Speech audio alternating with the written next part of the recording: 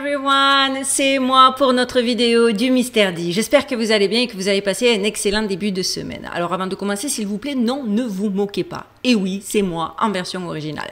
Je suis désolée, c'était soit je venais pas coiffée, en tout cas comme ci, comme ça, en mode naturel, soit il n'y avait pas de vidéo.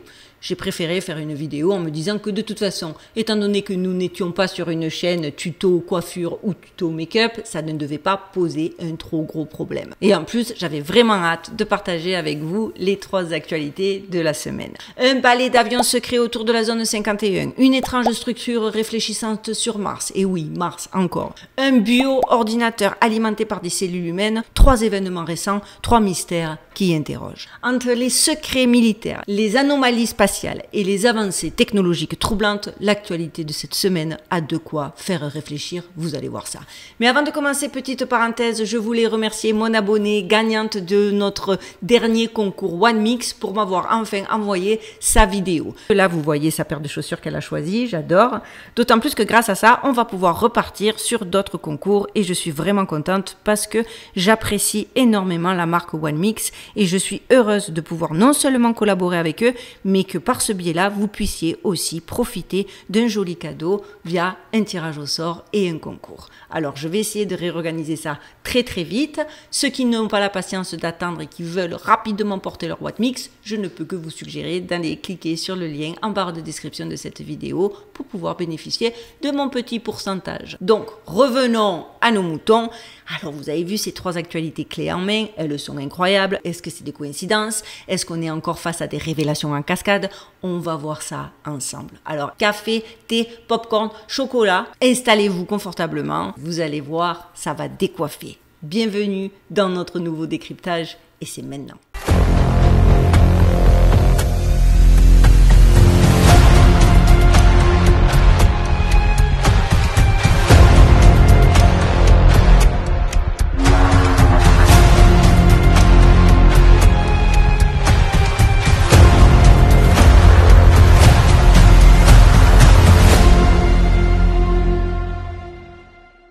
Et vous allez voir, on commence fort avec notre info numéro 1. Une activité inhabituelle est répétée à la mystérieuse zone 51.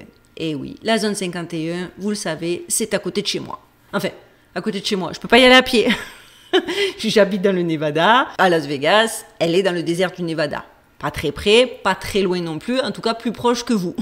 Du coup, je peux me permettre de me dire qu'on est un peu voisine. Quoi qu'il en soit, la zone 51 a toujours eu un certain attrait pour moi. Je m'y suis déjà rendue, la curiosité l'emportant et que tu peux pas être ici, être passionné par tout ce qui est vie extraterrestre, etc. et ne pas tenter d'aller voir la zone 51 de plus près. Je l'ai fait, expérience étrange, je le répète, que j'ai partagé dans une de mes vidéos. Je vous remettrai le lien en barre de description de celle-ci. C'était étrange, mais bon, j'ai rien vu, hein, parce que de toute façon, tu es sous surveillance à peine tu t'approches de la première barrière. Donc en vérité, j'ai pas vu grand-chose, mais je me suis sentie un petit peu super wild, quoi. Je me suis dit, waouh, je suis une aventurière. Mais bon, du coup, c'est vrai que la zone 51 a toujours retenu mon intérêt et quand il y a des infos qui fuitent ou qu'il y a des activités un petit peu inhabituelles, j'avoue, j'ai tendance à m'y intéresser et là, ça n'a pas loupé. Surtout que vous allez voir, c'est pas n'importe quelles activités. Il faut savoir que ce sont des avions qui sont généralement utilisés pour transporter du personnel vers et depuis des lieux sécurisés et secrets à travers les États-Unis. Et c'est des avions undercover. Il existe peu d'endroits sur Terre aussi notoirement secrets que la zone 51. C'est un 51 qui est, pour ceux qui l'ignoreraient encore, je ne crois pas, mais une installation isolée dans le désert du Nevada, devenue synonyme d'histoire de technologie extraterrestre rétro-ingénierée et de projets noirs hautement avancés dont presque personne ne sait rien. Située donc à environ 133 km au nord-ouest de Las Vegas, dans le désert du Nevada, la zone 51 est la base secrète la plus célèbre du monde. Ce qui est en soi un petit peu un paradoxe d'être secrète et aussi célèbre. C'est ainsi que... faut quand même savoir que ce n'est qu'en 2013, lorsque des documents déclassifiés de la CIA ont été publiés, que l'US Air Force a officiellement reconnu l'existence de la zone 51 qui fait partie de la Nevada Test and Training Range. Bien que même aujourd'hui ce qui se passe réellement là-bas demeure entouré de mystères, ce que nous savons, c'est qu'il y a eu une activité très intense il y a quelques jours, lorsque 3 vols de la flotte énigmatique de Janet Joint Air Network for Employee Transportation, ont atterri sur l'une de ces 6 pistes. Composée de jets Boeing 737 transformés pour ressembler à des avions commerciaux classiques, la flotte Janet est utilisée depuis de nombreuses années pour transporter des personnalités importantes telles que des contracteurs militaires et du personnel du DoD vers des endroits sécurisés et secrets. Dans ce cas particulier, 3 avions ont décollé il y a 2 jours seulement au moment où j'enregistre ma vidéo de l'aéroport international Harry Reid à Las Vegas et ont atterri à la zone 51 environ 18 minutes plus tard. Il est supposé que de tels vols ont lieu depuis aussi loin que 1955. La grande question est de savoir quel est exactement le but de ces derniers voyages, surtout dans le contexte des événements politiques récents aux États-Unis et ailleurs. Il faut avouer qu'entre les drones, les déclassifications du AP, les déclarations d'anciens agents, le fait qu'on s'attend d'un jour à l'autre à voir surgir via un projet Blue Beam une invasion extraterrestre, on est obligé, cette fois-ci plus que n'importe quelle autre fois, de rester très focus sur ce genre d'activité un petit peu insolite. La zone 51, elle-même située dans le Nevada Test and Training Range de l'US Air Force, est connue pour avoir été le foyer de divers projets secrets au fil des ans, bien que son utilisation actuelle, surtout étant donné, je vous le disais, la notoriété qu'elle a acquise, reste clairement floue. Quoi qu'il en soit, il semble que quelqu'un de très haut placé ait eu besoin de s'y rendre en urgence il y a peu.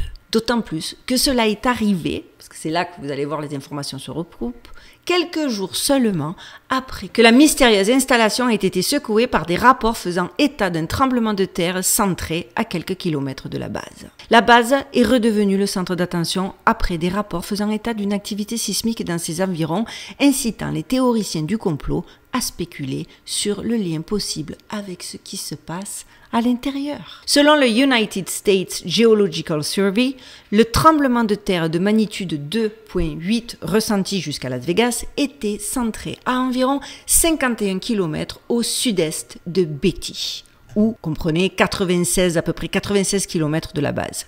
Il s'est produit à 2h11 du matin. Forcément, il n'en fallait pas plus pour les chercheurs de vérité, du moins pour ceux qui savent de quoi ils parlent, de connecter tout ceci avec une interview de 1999 qui a refait étonnamment surface ces derniers mois et dans laquelle le journaliste spécialisé dans l'aviation Jim Goodall parlait de ses rencontres avec diverses personnes qui affirmaient avoir travaillé à la zone 51. L'un d'eux lui avait alors offert une information alléchante concernant une possible divulgation future. Et justement, dans l'interview, il raconte qu'il y a un gentleman qui a passé 12 de ses 30 dernières années dans des programmes secrets à Groom Lake.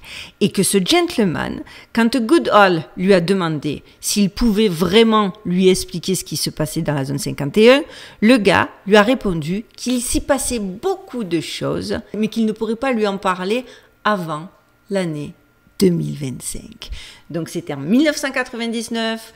Il se passe des activités insolites et inexplicables à la zone 51 comme on n'en avait pas vu depuis un certain temps et les dates matchent. Et il a rajouté, accrochez-vous, il a rajouté, mais ce que je peux vous dire, c'est que nous avons dans le désert du Nevada des choses qui rendraient jaloux George Lucas lui-même.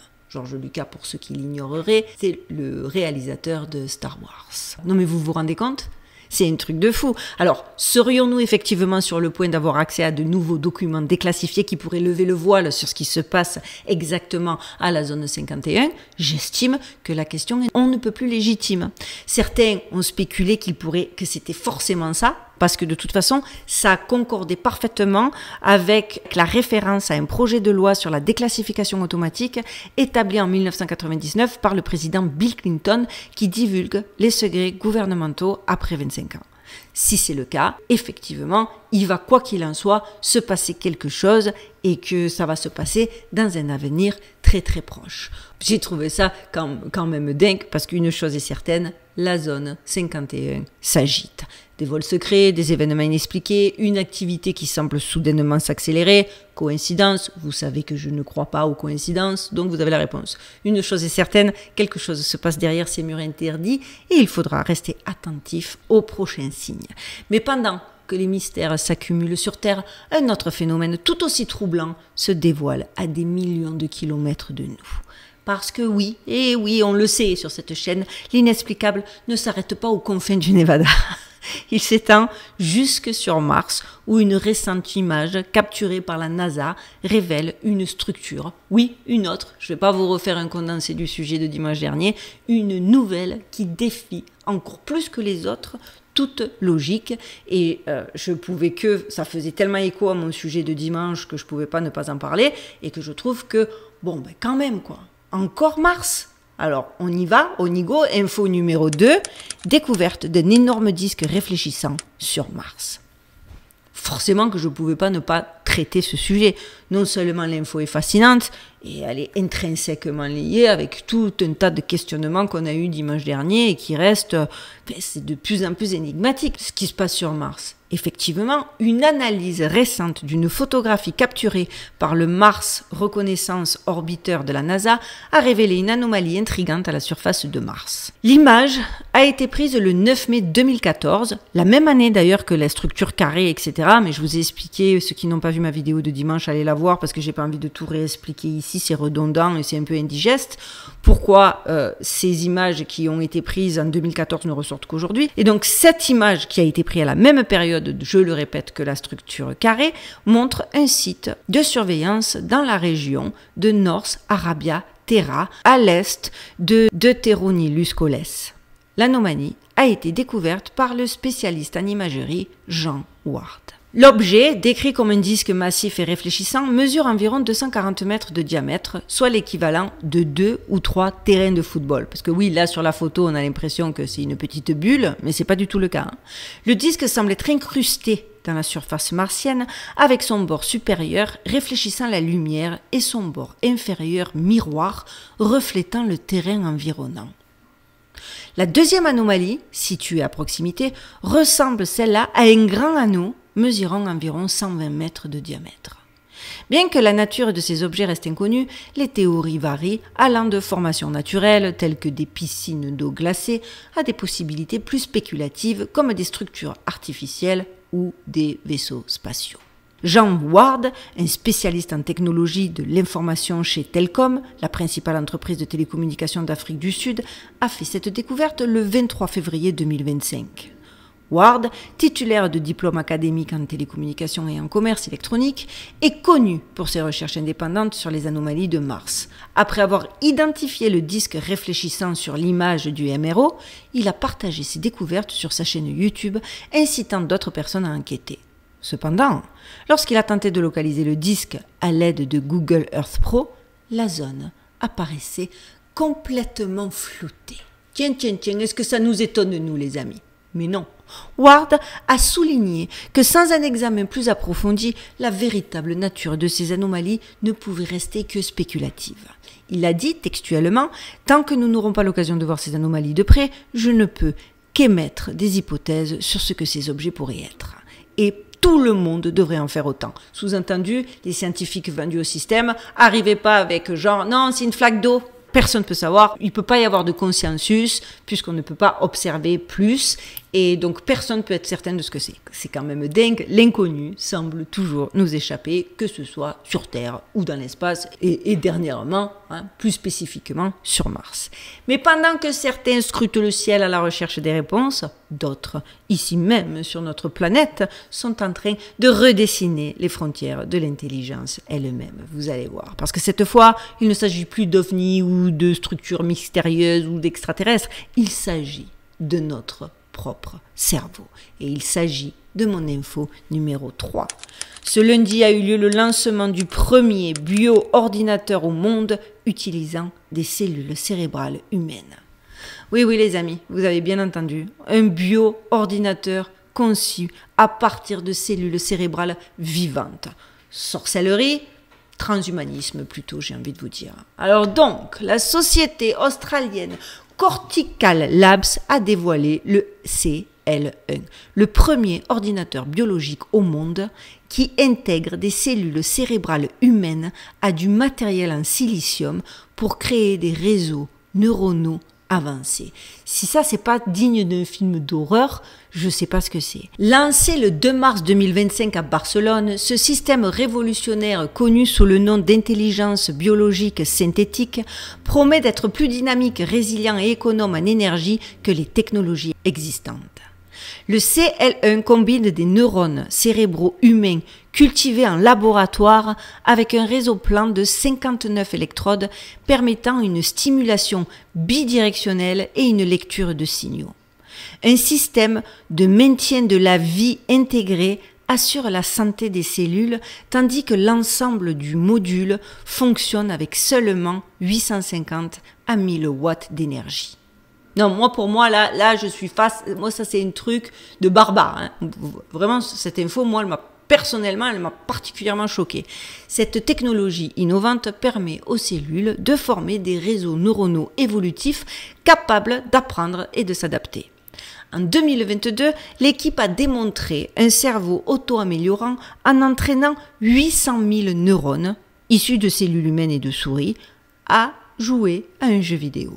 Avec la commercialisation du CL1, les chercheurs peuvent désormais explorer une large gamme d'applications allant du développement de médicaments et des essais cliniques à des systèmes de contrôle autonome. Brett Kagan, le responsable du projet, a expliqué « La version actuelle représente une technologie complètement différente. Auparavant, nous utilisions une puce CMOS qui offrait des vitesses de lecture élevées mais ne pouvait pas surveiller l'état des cellules. De plus, la simulation entraînait souvent une accumulation de charges, ce qui endommageait les cellules lors d'une utilisation prolongée. Le CL1 résout ces problèmes. Les cellules cérébrales sont récoltées à partir de cellules souches spécialisées à l'aide de deux méthodes. L'une imite les conditions du développement fœtal à l'aide de petites molécules, tandis que l'autre active des gènes pour transformer les cellules en neurones. Et ça, bien évidemment, c'est les explications officielles. Ces cellules sont ensuite passées sur un substrat en silicium où des stimuli électriques leur permettent de fonctionner comme un véritable ordinateur. Cortical Labs a également développé une plateforme cloud, WhatsApp as a Service, permettant aux utilisateurs de louer la puissance de calcul du CL1. Les réseaux neuronaux construits sur la puce en silicium du CL1 peuvent évoluer et s'adapter comme des organismes vivants. Les ingénieurs derrière cette technologie affirment qu'elle offre une rapidité, une flexibilité remarquable pour l'apprentissage, la rendant bien supérieure aux puces en silicium traditionnelles utilisées pour entraîner de grands modèles linguistiques comme ChatGPT entre autres. C'est-à-dire que là, on est carrément dans un level qui les dépasse déjà toutes, alors que soi-disant ils viennent juste de les lancer. Bref, posez-vous les bonnes questions. Loz Blaine, co-auteur du projet, a déclaré « Nous voyons cela comme une nouvelle forme de vie, quelque chose de semblable à un animal ou un humain. » Transhumanisme, dites-moi si je me trompe, on y est. Il a poursuivi en expliquant qu'ils abordaient l'intelligence artificielle d'un point de vue de l'ingénierie, en utilisant des neurones biologiques comme fondation et en les assemblant d'une manière totalement nouvelle. Encore un qui se prend pour Dieu. Le CL1 a le potentiel de révolutionner non seulement la recherche sur le cerveau, mais aussi l'application pratique de l'intelligence artificielle dans les domaines de la médecine, de la robotique et des produits pharmaceutiques.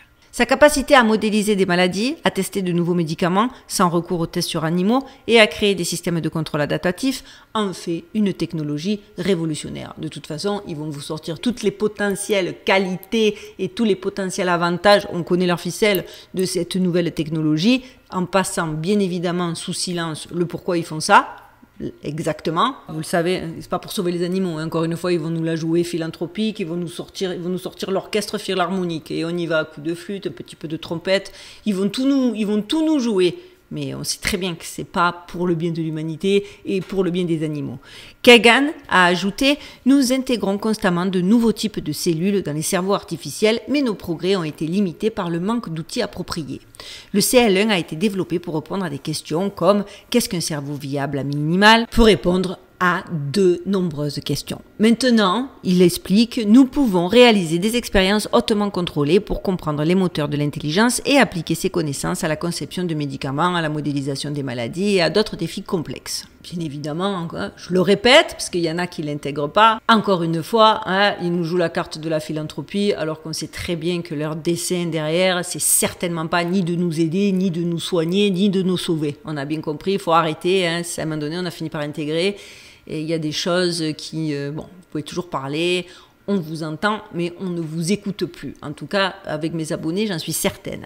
Parce que on sait, l'humain a toujours eu à faire face à des prédateurs qui menaçaient son existence.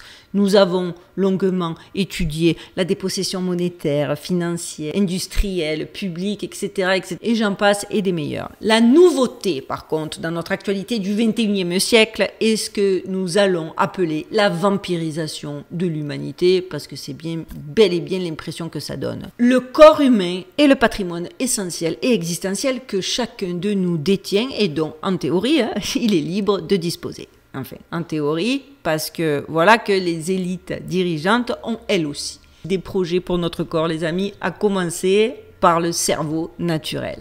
Parce qu'il faut dire que la constitution du cerveau est une merveille inestimable. Et même s'ils ont voulu et qu'ils croient qu'ils vont pouvoir concurrencer cette merveille de cerveau avec l'intelligence artificielle, malheureusement, il faut admettre que l'intelligence artificielle ne pourra jamais dépasser son statut de gigantesque base de données sans la connexion des cerveaux humains.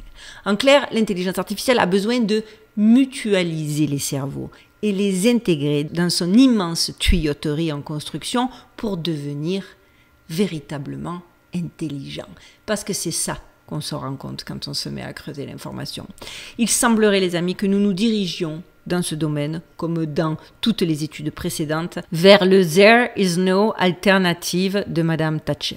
Alors que vous êtes assommés par toutes sortes de problématiques, les dieux milliardaires avancent à grands pas, et cela va d'autant plus vite qu'à l'heure actuelle, ils se sont malheureusement bel et bien imposés au président Trump, par exemple, et ne semblent pas vouloir rater cette incroyable opportunité de mettre la main sur l'humanité entière.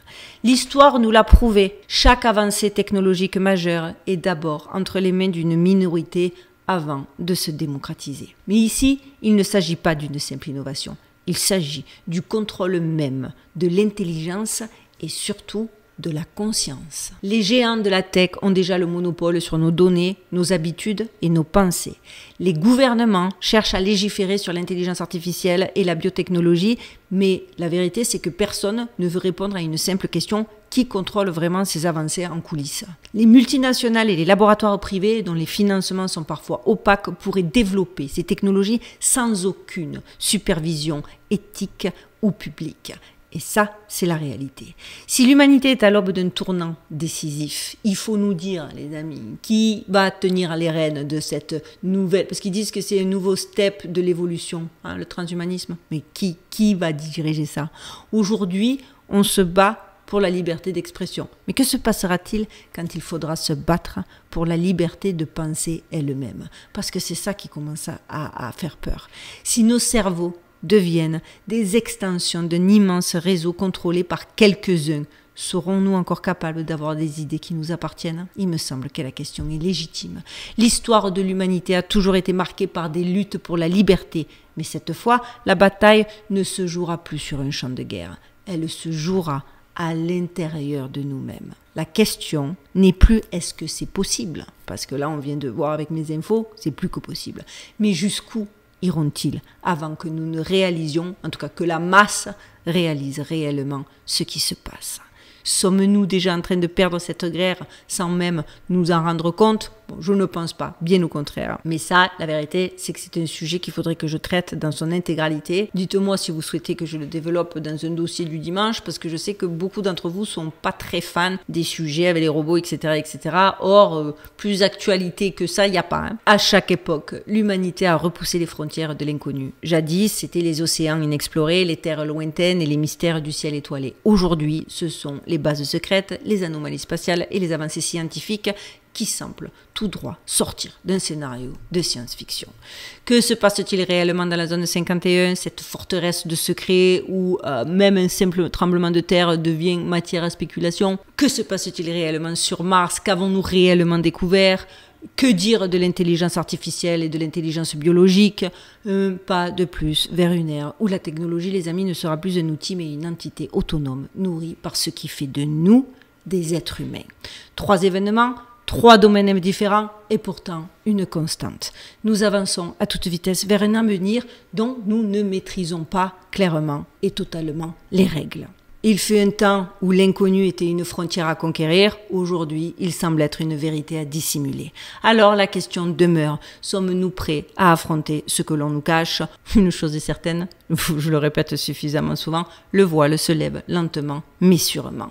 Restons vigilants et prêts à voir ce qu'ils ne veulent pas que l'on voit. Parce que nous, on adore contrarier les élites. Voilà les amis, c'était nos 3 infos du Mystère D. J'espère qu'elles vous auront intéressé. Dites-moi-le en commentaire. N'oubliez pas, avant de nous quitter, de liker, de commenter, de partager. C'est pas pour moi, c'est pour l'algorithme. Ça m'aide infiniment et ça vous prend 1 seconde. Les petits nouveaux, abonnez-vous. L'important, c'est qu'on soit nombreux parce que plus on va être nombreux et plus on va pouvoir diffuser des vérités. Et ça, c'est le but ultime.